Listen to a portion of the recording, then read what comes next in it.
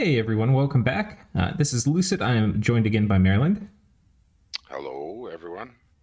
And we're back. It's turn 9. And things are starting to get spicy. People are running out of space to expand. Yeah, very much so. All right, we have a message from Vanheim. Met with Ashdod and Agartha, got border agreements and nap 3s with both. It kind of limits my options if I want to surprise elf someone, but it also makes it much less likely that I get 2v1'd early. This really is, by the way, the quintessential elf problem. To nap or not to nap? Yeah, yeah. But if you can basically, everybody's in a hexagon or six-sided situation on this map. Yeah. There's no corners or anything. And if you could secure half of that, that sure makes life a lot easier. Yeah. And if you could secure the half that is the toughest half, and Ashdod and Agartha, that seems sensible to me that you would pick those two as not prime elf targets.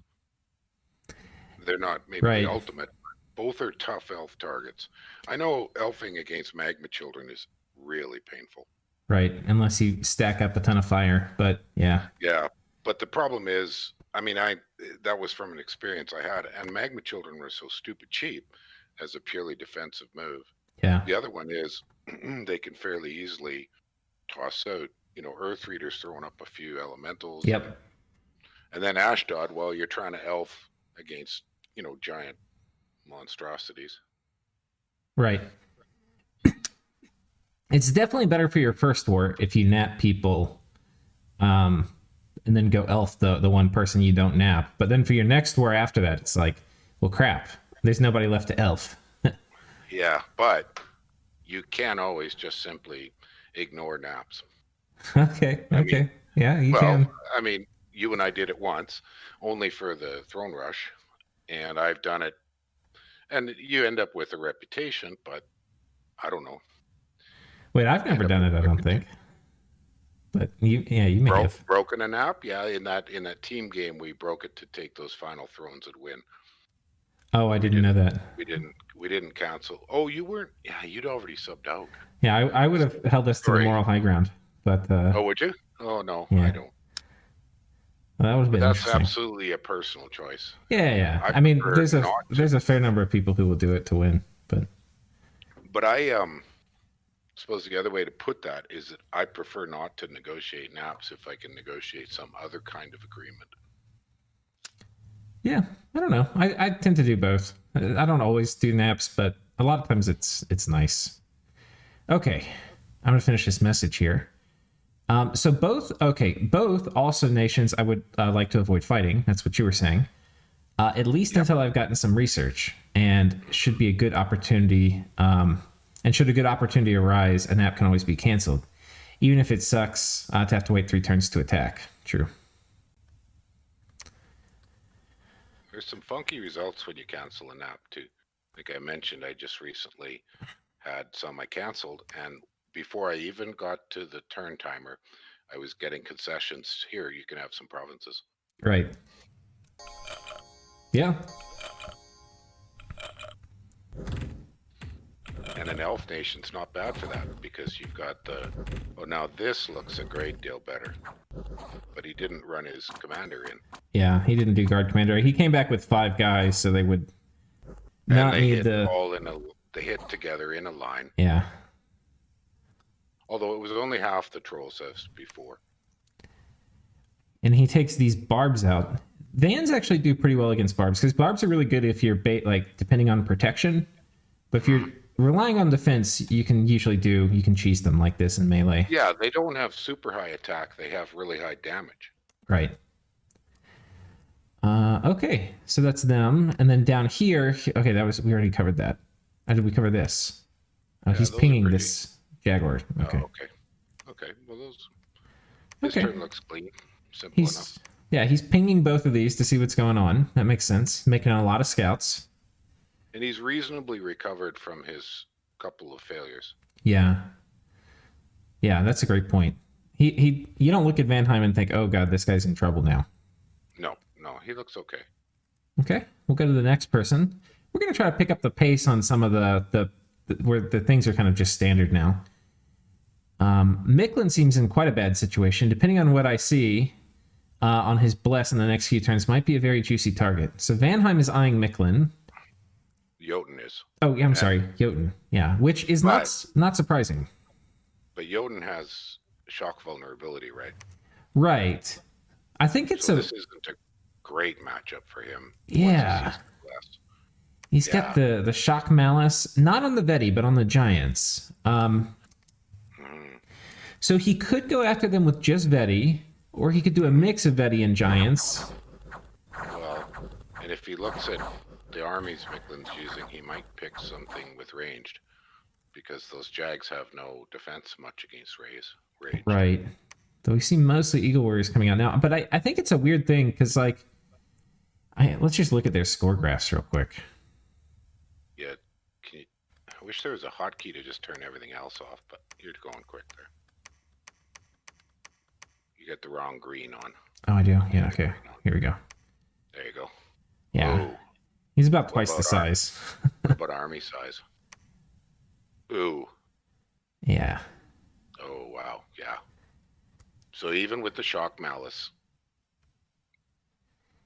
Yeah, and I think these Eagle Warriors would be very good if you get them in critical numbers. Like, I'm imagining like 50 or 60 of them jumping on you. And that's a wipeout, yeah. And you hit like one of them, and then you get charged body on your ass, and then you get stunned, and then while you're stunned, the other ones murder you.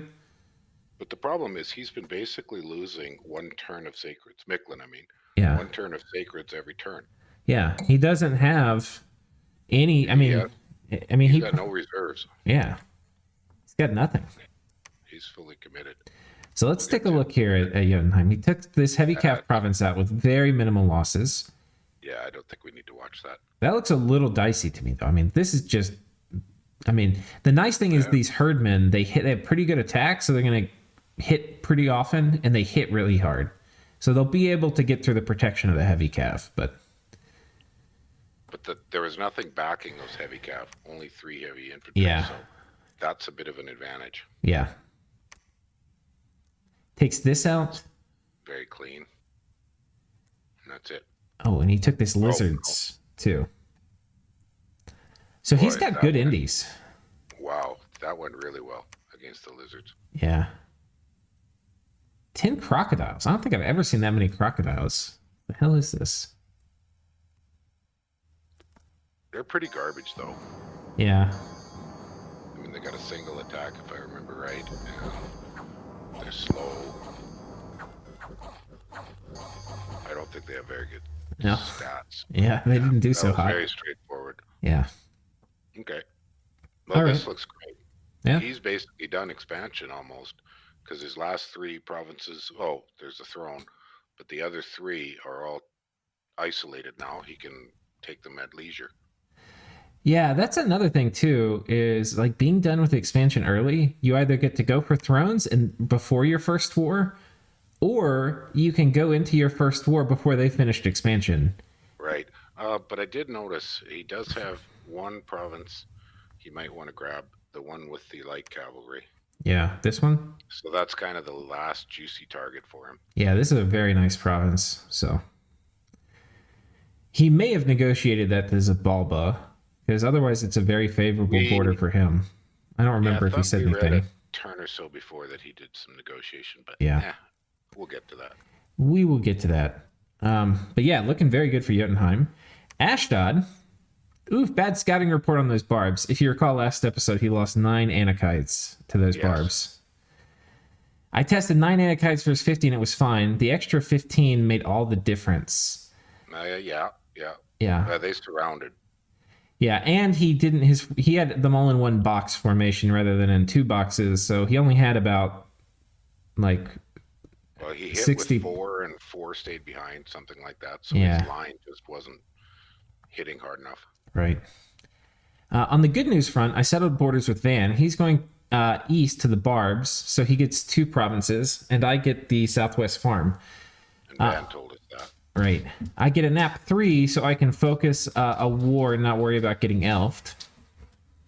At this point, I've agreed to naps with Mictlan and Van and agreed on those borders. Naba has requested borders and a nap, but I think he's my best target. and later game threat than Mictlan, which is why I napped him. Naba gets basically spammable Shaitan later if they get into blood. Know. Yeah, I know. I got the sense those two would have been in a defensive alliance if I left both unnapped. Okay. I don't know. I just curious again. Who's Ashdod again? Remember?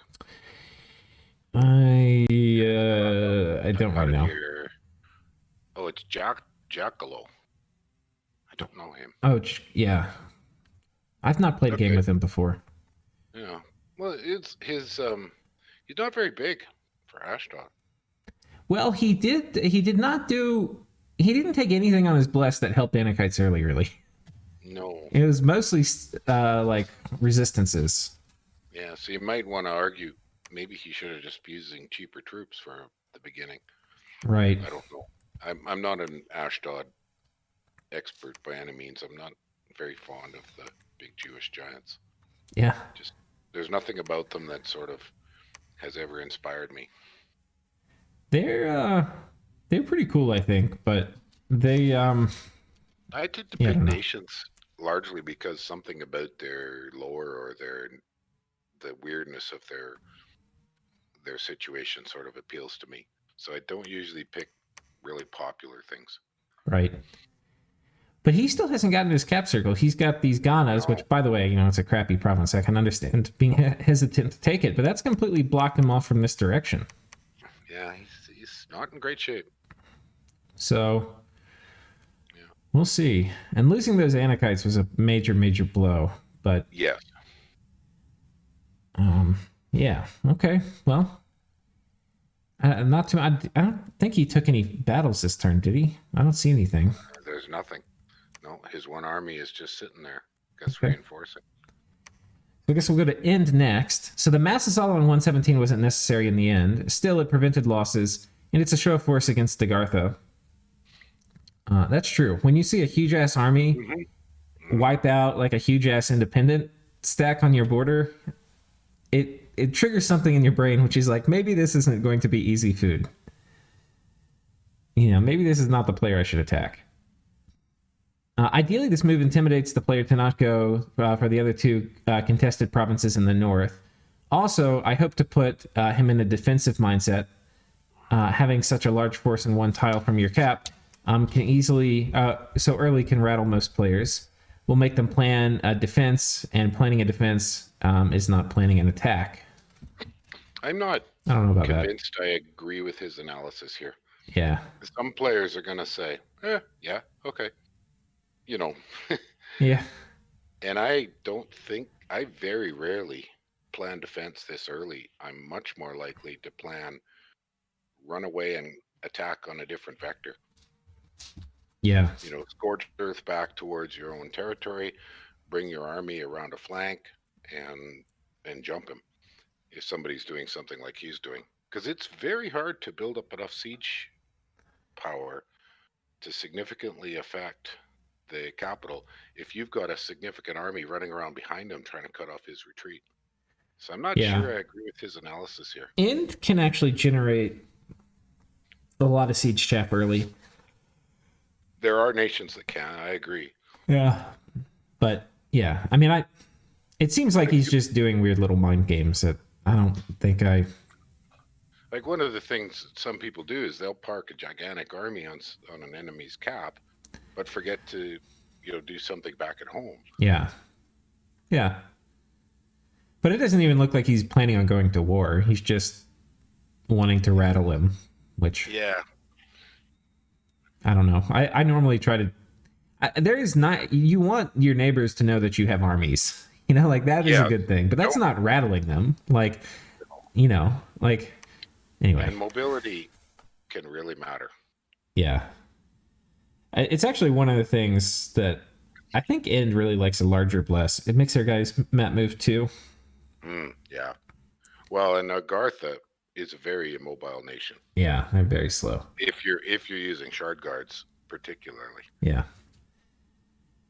Okay, so currently I'm basically blind to what's going on behind those border provinces, means I have to play very cautiously. Diplomatically, borders with Pythium are set. Satis tried to threaten me out of 112 and 74, called his bluff, negotiated, and I get 74, he gets 112, so we'll get 112. Okay, so Satis gets this, and I think this is what, yeah, okay. Well, if he... Well, this, of course, is going to be Satis, so he gets an entirely favorable border with Satis. Yeah, and if he's been watching, well, he doesn't have the scouting, so we have the omniscience to be able to say, well, Satis could bluff all day, but it doesn't mean diddly because he's in not good condition. Well, maybe. Yeah, I mean, he's got research. He's the research leader, and he has a Titan. So I wouldn't say Satis is bluffing exactly. He's not in a strong position, I agree, but I don't think it's a bluff. Well, what would he threaten, though? I mean, what if he's making some kind of aggression discussions in diplomacy? What is he saying? I'll sick my Titan on you.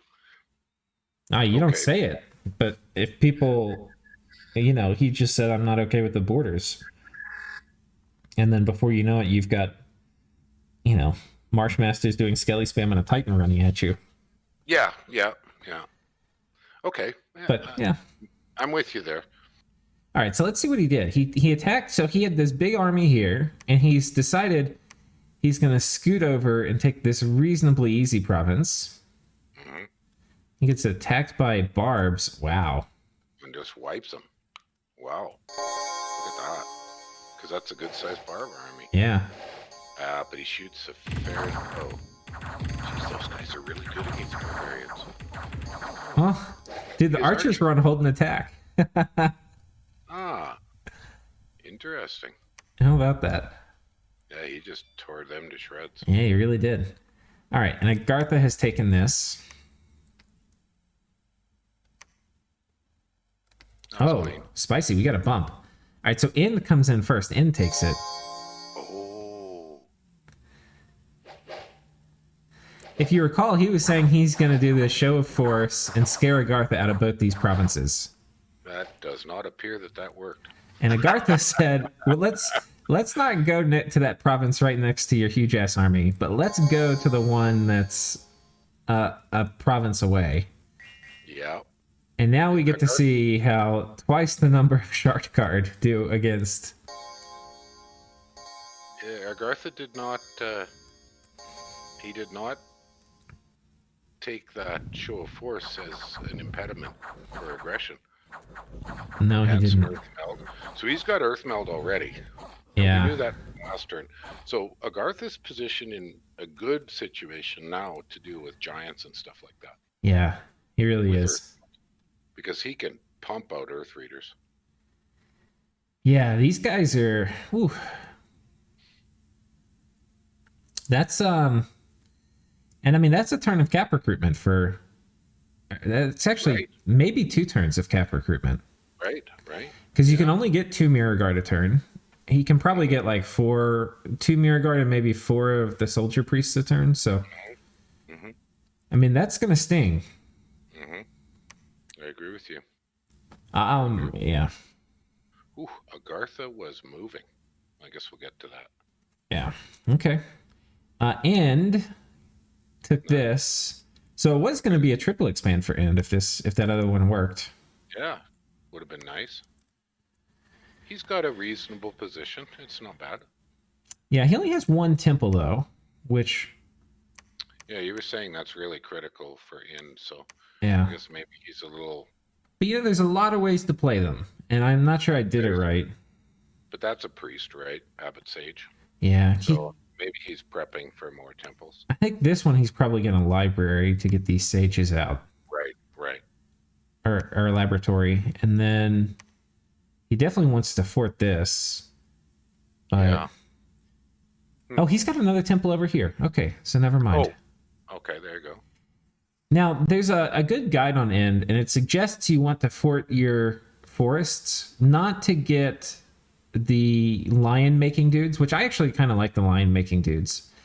But you want to fort your forest to get the crossbowmen. Okay. Whose guide is it?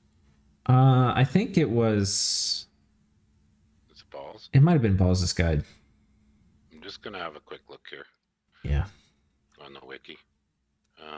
Middle Age End. It's, the only it's one like I the see Tower of Power, like stacking power or something. Yeah. It's called Stacks on Stacks. Yeah. So there you Yeah. go. Okay. It's pretty good. I don't agree with everything in it, but you know, Windows. End of the Nation, you can play so many different ways. And and Balls does thematic guides that are fun to read. Yeah. Which means sometimes he's very focused on one specific concept. They're not the broadest guides. Right. Okay, here he's got Bishop Vicomte. This is the Holy 2, and it makes these free spawn dudes. Oh, okay. So you can see he's already got one squad of Bone Tribe dudes. Well, this actually is from Bone Tribe. Okay, because this is not the name. They look like this, but this guy, I think it's the Bishop. I can't remember. Wait, look.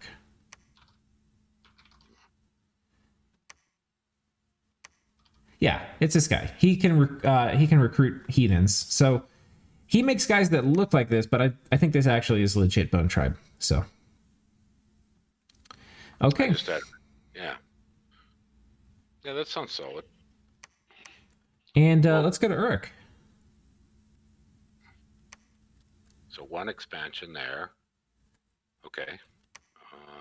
Oh boy, we have a failed expansion here. So he's got these guys up in front to eat lance charges, and he's got the Mashushu coming in behind. Yeah. Oh. Which this is exactly how I would script this. But he hasn't every other time. Right. He's just had crazy Mashushu go charging ahead. Well, he doesn't want the Mashushu to get their trample popped, because once they go in the second form, they're not very killy. No. Yeah, that was a good script. Well done. He lost 4 of those. Well, those guys are fairly cheap, if I remember right, like 20 gold. Yeah, but then these Mashushu are falling. Uh-oh, he lost one. The problem, I think, is they're a little isolated from the troops behind him. That didn't work. It looked good when you started playing it, and then it all went to crap. So that's 500-600 gold lost there. Yeah, that's a zinger. And a fail. Or does he succeed? No, it's a fail. Ooh. That didn't work. Heavy cav. Or knights even. You know, they were like, these are your good heavy cav. If you can trample them, they're going to go away. But, you know... yeah, that didn't work. If you're not trampling them, they got 18 protection. And the reason I say trample, they're going to go away is because, you know, trample's armor piercing damage. So it doesn't care about their protection very much. Well, but their defense is decent, and trample to do other than the 1 point goes against defense. So, because the defense on the knights is reasonable. I think it's defense minus shields, though. So... yeah, I can't remember. That's a good point. I know trample is very effective against heavy cav. Just from playing the game. Okay. Well... not a great turn. Not a great turn for him. He's got this army, which looks like it's going to take that. But that was really costly. That's a lot of gold. You know, I want a mod that gets rid of... Like, this would have been an awesome province. You know, it's a large province. It's got the little houses. It should be like 10,000 population. And it's got goddamn ghouls in it. And the population's gotten murdered. I wouldn't mod that out, though. I mean, that's one of those weird bits of random miserableness the game throws at you. Yeah. I had my Vanheim game, I had 3 of those in my little square. Really bad. I wanted to kill myself. Who had in this game had that horrific luck event a few turns ago? Was it Ind? Oh, where they got attacked on their capital? I think Pythium might have. Maybe it's coming up for Pythium. Yeah, well, we've seen a couple of really horrific bits of bad luck in this game. Yeah. Was somebody who had luck scale and then got the unrest event? An uncommon good event. We'd have to go back and look back. Okay. So yeah, not too much going on for Uruk. For Naba, Let's see. So Pangaea has moved in, taken these two. Naba has come over here. They've taken this. And no player versus player bumps here. And they've finally taken this back. The Kingdom of Daria. We almost need notes so that Draw. when we're playing a turn, watching a turn, if we had major commentary that relates, we'll have it. Yeah, we probably could be more organized, I'm sure. I could do some notes for us. Okay. Yeah, so the Kingdom of oh god, I can't even say it. How do you say this, Maryland? Dhara? Dara. Dara. Okay. The Kingdom of Dara has a I think it's like da ha ha. Dara. Of the ha ha. That's what the H is there for. All right. So he's taken this back. Didn't they agree to that? See, here's another. No. I think that was the one. No, this is exactly the spot where this is where that piece of bad luck hit, because he was building a fort, and then he had those spies attack. And the spies reduced the defense. That's right. And then they attacked. Reduced it by 8 from an 11 to a 3. And he had 2 camels in there, but that was nowhere near enough to do anything. This is the place where he had the terrible bit of luck. Yeah, this was pretty bad. Yeah, but he's back there. He's back, but this was going to be his first fort, so it's delayed his first fort timing. Absolutely. But the loss of all the gold. Right. It's interesting to me that they must have had some discussion, because if I had been Pan and I was preparing which way I was going to attack, and I saw that happen, and we've considered that Pan probably saw it happen because of cheap harpies, I would have aggressively taken that from in. Yeah, well, I think I'm not sure how the mid game, because mid game is always going to be complicated. We've talked about it at length, but early game, I think it's an extremely Pan favored matchup. So absolutely. Yeah, but I would have taken it when it was independent. Right. But still, that would be basically provoking a war, I think. Of course, but then you can use the old, it's easier to ask for forgiveness than permission. So take it and then sit there and negotiate. And say, oh, I'm sorry, I didn't notice it had been yours, or I forgot. Yeah, I don't know. I'm not gonna play dumb. Like, if I take it, I'll be like, yeah, I think it's you piss people off doing it, but you got to have a first war with somebody. Yeah. Well, there's numerous ways that you could play it diplomatically. I would not take it unless I was ready to, not even ready. I wanted to go to war. If you knew that Ind was going to be your first target. Or Naba, yeah. Naba, sorry. Yeah. I don't know why I keep mixing those two up. They don't look anything alike. But I agree with you, and I agree with your analysis that I'm just surprised. I would have thought that, given what Pan has to play with, right. Even if you don't want to go to war immediately, but they're still going to be your first war target, you could take it. Mm-hmm. Because they'll be like, hey, do you want a nap? And you'll be like, no, but I don't really want a war either. I just don't feel like doing naps. They're going to attack you. You know that. You can PD dump it. They attack you, and then you go to war with them. Yeah. But maybe Sai has some big brain play he's got in mind here for Pan. Yeah. Okay, and then Agartha. We haven't done all of Agartha stuff. We did some of it where they had the bump. Because we were doing the other nations, yeah. Right. But that looks like 3 expansions for Agartha, right? Yeah. 2, and then 3. So he won because he won the bump. He did very well. Crushed the bump is what he did. Yeah. He's come back. I think we're seeing this business. I was commenting that Agartha does have some mobility issues. Yeah, they really do. Agartha almost more than any nation needs to pick a direction and go in it. Because see, now he's got 15 shard guard a mile away from anything except picking a war with Naba. Yeah.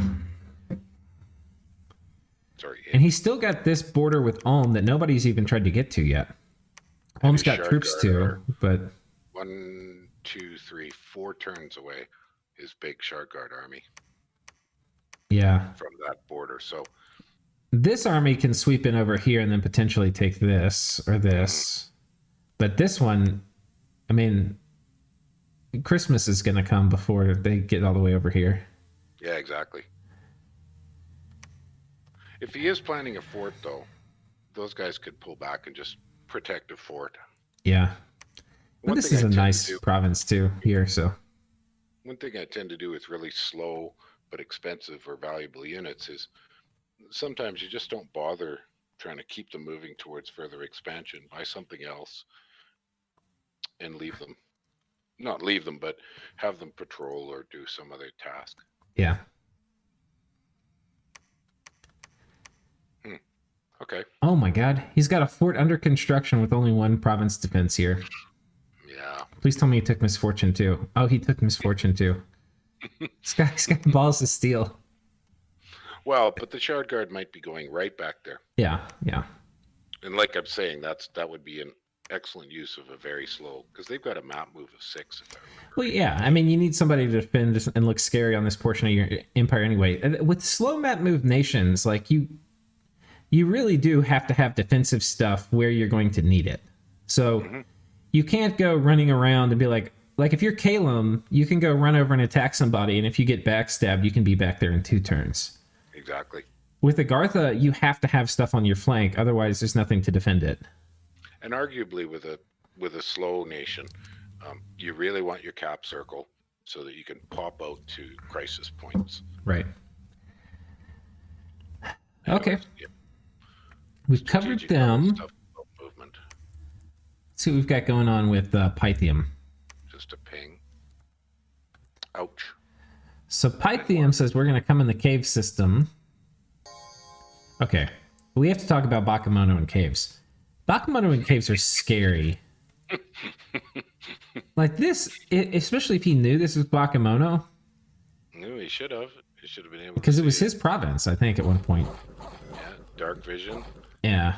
50%, I think. I mean, I think this army is guaranteed to loot. I mean, like, there's no... This wasn't even... He was about recruiting guys, though. These guys wouldn't have beat just the PD of, like, 4 or 5 or whatever. 10, maybe. Mucha Jaw has no magic pass, right? It's just a priest on the province defense. Yeah. Yeah, well, it's not relevant then. That's a pretty good unit with a magic weapon. Yeah. If you took a Hellblast, I bet you these guys might be semi-thugs if you had 1 PD, the 1 PD strat. Okay. So, okay, we see what he did. He had the god here this past turn for Xibalba. And Pythium was thinking, okay, he's going to move the god here or here. And I'm going to catch him with Rotarius. And Xibalba says, psych, we're going to move our god on the defensive. And so now Pythium's got this stuff. What was the fight in that province? This one? This was the one we just watched. With the Bakemono. Oh, I thought that was against independence. Oh, no. This was Xibalba. If you remember, Xibalba just attacked Pythium. Yeah, I remember now. No drama, no talk. Just like, yoink. And it wasn't like a big commitment. You know, like a lot of times when I attack somebody, like, okay, sometimes I may just be contesting a border province. Like I don't actually want to go to war. I'm just like, you can't have all the provinces on our border. Yeah. But if I'm not doing that, I'm usually going to attack with like a major commitment. And he's not like that. He was just like, yoink, we're going to take this from you. We're going to get this farmland. Great. And now we're going to take this from you. But like with, like, he hardly taking it with anything. Well, and I believe those Bakamoni he just bought there. Yeah. You know, he didn't have to move them in. He just bought the independence. That's quite a lot of them, too. He got 15 in a single turn. Yeah. But they're cheap. The limit would be rec points in a cave. Probe. Yeah, and this ping up here going on to, like, this, the fact this war started with Pythium means that Pythium has no chance of contesting this northern border with Van. No, if Van knows that. Yeah. Well, I mean, he's not going to be able to send troops over here. Pythium won't, no. Right, because they're all going to need to be committed down to the south, and he doesn't have another fort yet. The one's coming up here. It's a tense situation for Pythium. Yeah. And now these Roman nations with gladiators normally are very good at throwing off an early game aggression, but he's behind. He's made some strategic errors or gotten unlucky, and he just doesn't have much military. Let's take a look at the Pythium military graph here compared to his neighbors, which are Van and Xibalba.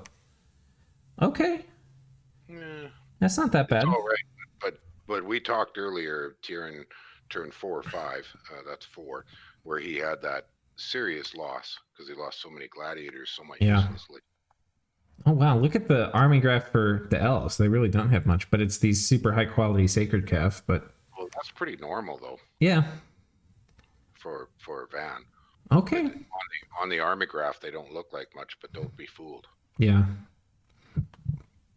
Okay, this is a lot closer than I was thinking it was, and I don't know why.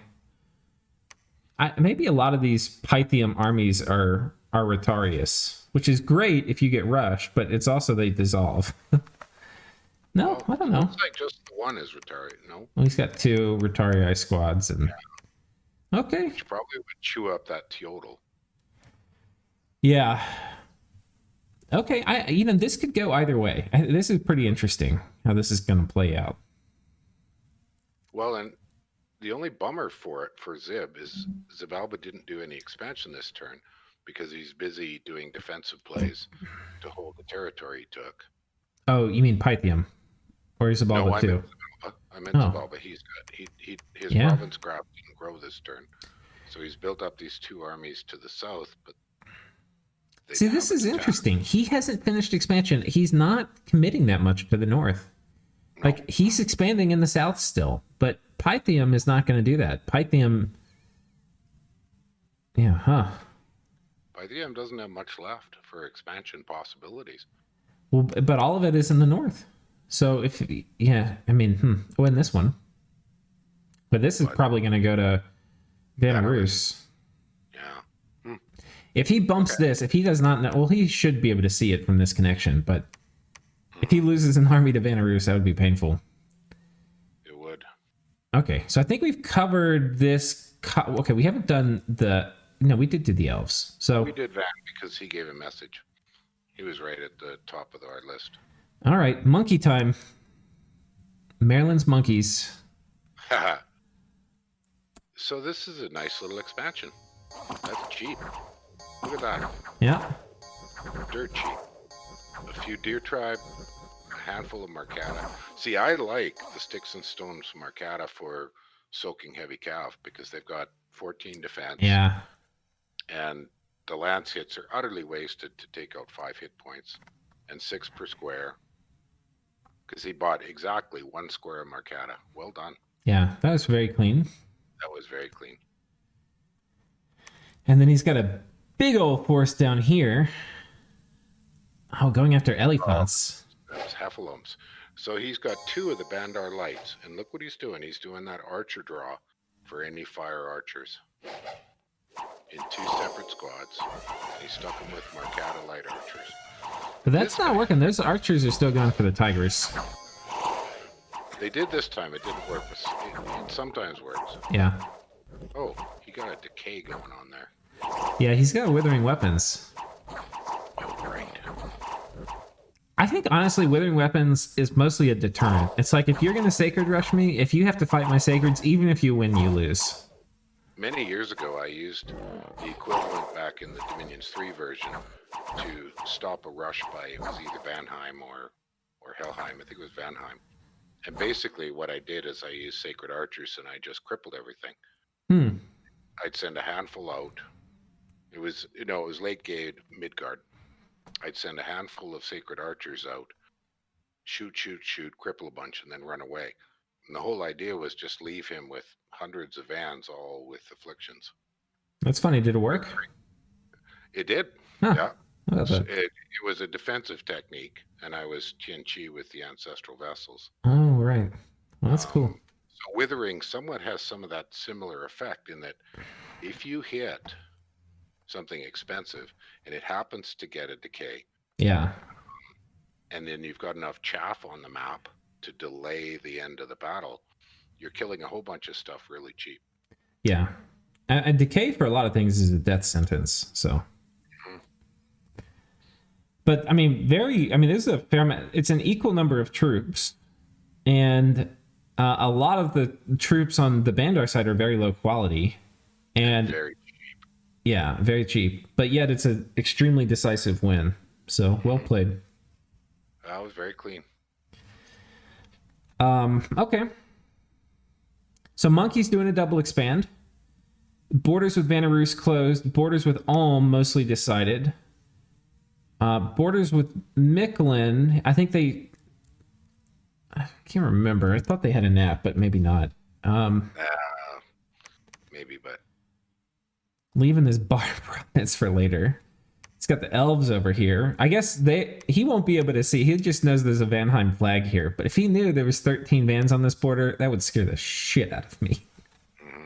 God, I hate having having Van Cav on my border, because 13 elves would kill an indiscriminately large number of PD. Yeah. Okay. Vanarus, the other elves, they knock out this heavy cav province. Oh, and they go underwater. Oh, and he got that one. Well, that went well. Because he's been built. These aren't mercs, I don't think. Or maybe they are, because they're in a box. No, he got, I believe he got this province of these guys. Okay. And then the net boys do the job. Yeah, the net boys are pretty efficient. Yeah, but that's a couple of turns of recruitment if those are indies.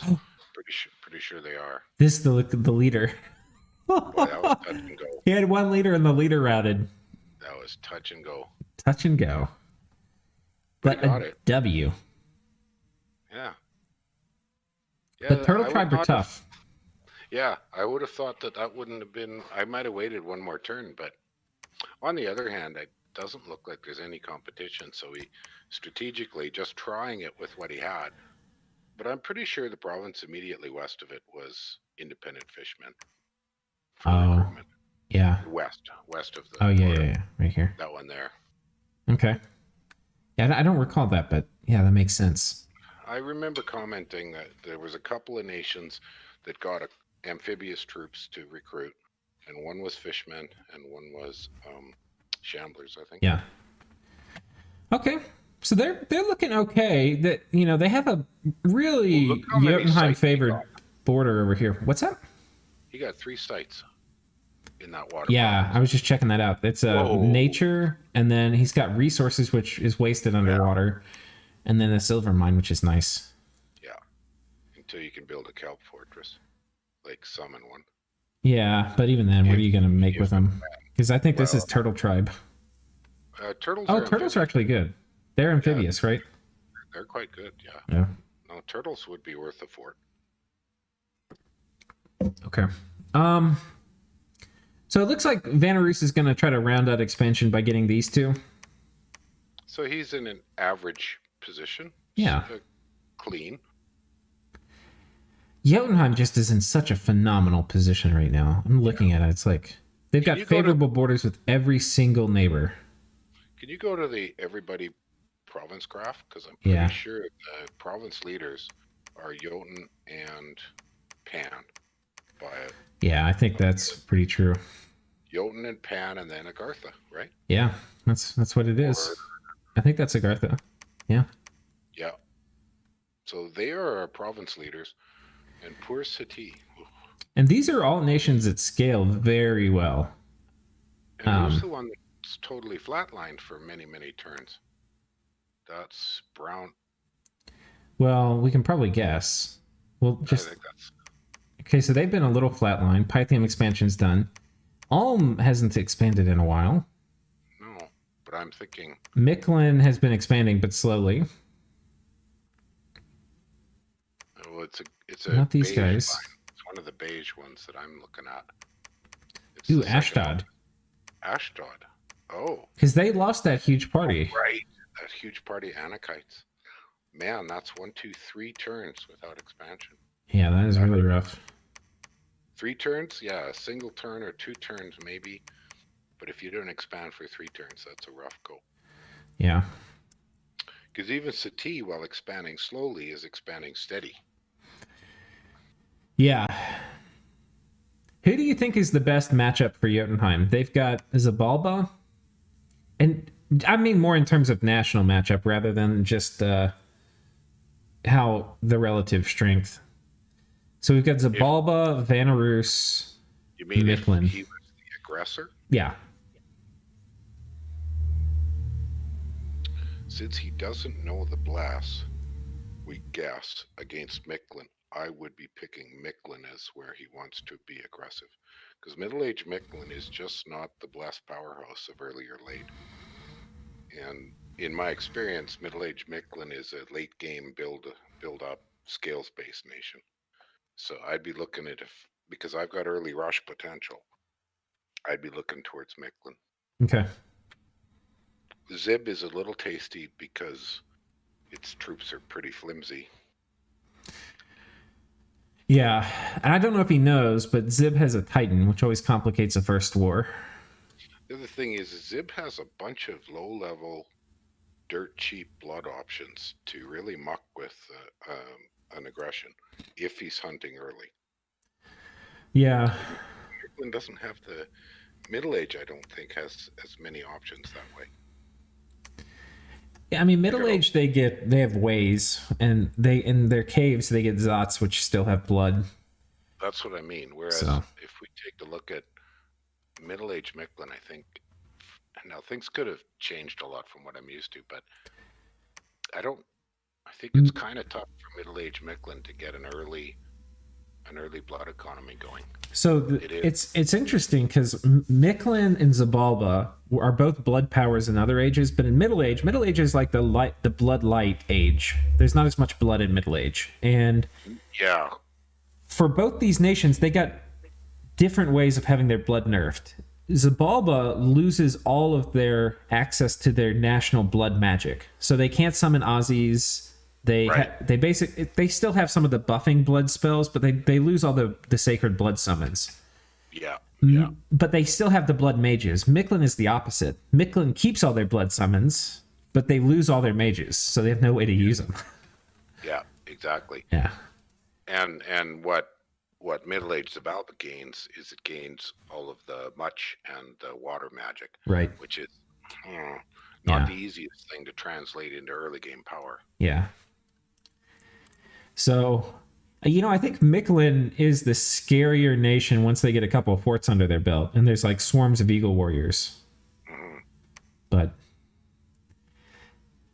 okay, that's that column, and then Ulm. Have we done Ulm? They didn't seem to do anything. No, they didn't seem to do anything.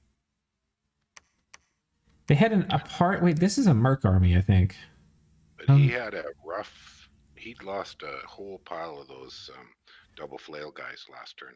Where was that? Was that to these horse tribe? Yes, I believe so. Yeah, I think that's what it was. Yeah. So that put him behind. Yeah. Honestly, these horse tribe is on. No. If you remember correctly. Oh, he lost some to these trolls too. He bumped on the trolls. Yeah. Yeah. When we were talking about, high protection isn't great against something like trolls. That's right. It was the one hit, one kill trolls. Exactly. Okay, so he'll get that. I was going to say, for taking out the horse tribe with Ulm, you probably have different things you could do. But the Ulm cavalry they get out of their capital are excellent at dealing with horse tribe.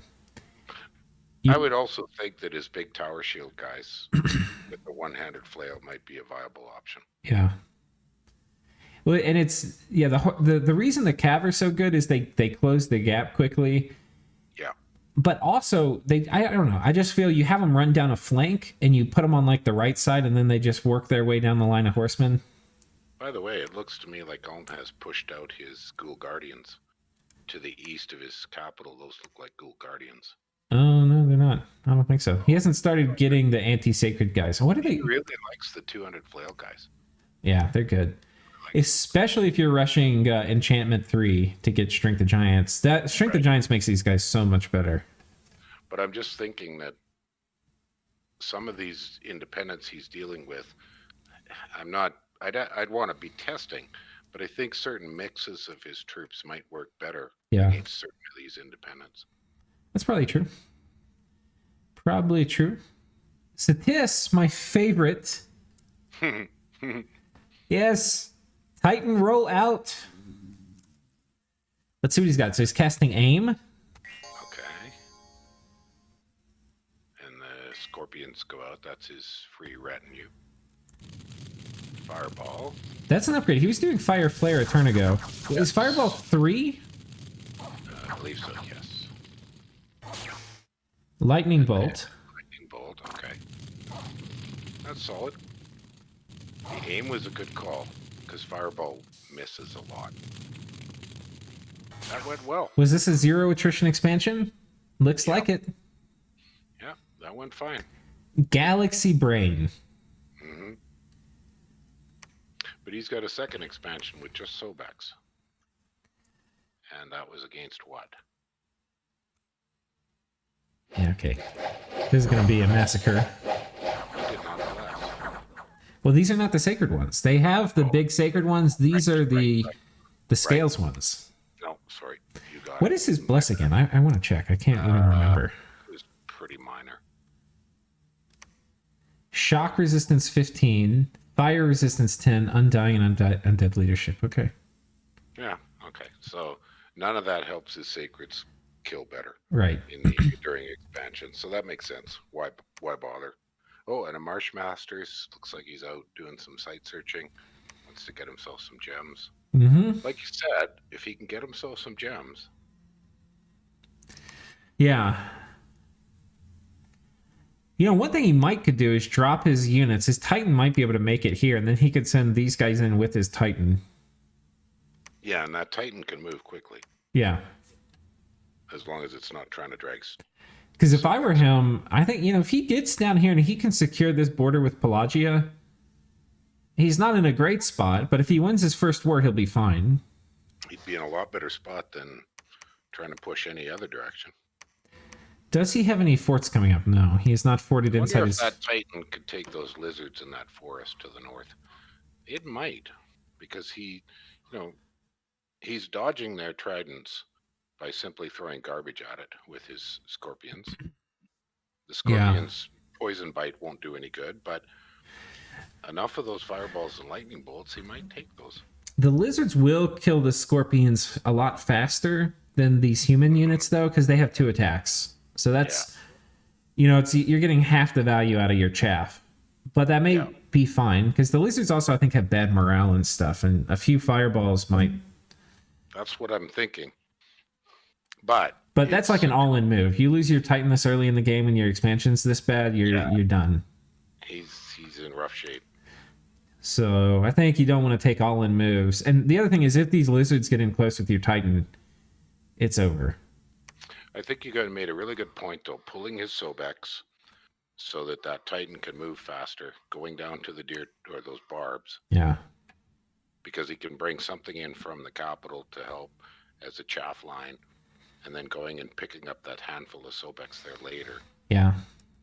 Because right now his limit is that the Sobex are slowing down that Titan for on a strategic move basis. And yeah, maybe he can take this force and come get this from End. That would be nice for him. And then, but that's this was agreed to go to End in diplomacy. Okay, but that's 2 turns away because those guys are slow. Yeah. Okay, I mean, he's not looking great, but if he gets this stuff, he'll be in okay shape. Mm-hmm. And now Pelagia, Shark Tribe, is still not on land. He's got a handful of his amphibious secrets there.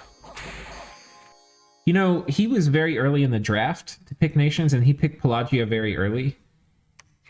And the thing is, if you pick Pelagia early in the draft, then other people have a decision to make. Like, do I pick an underwater nation and then have to fight Pelagia, which is going to be horrible?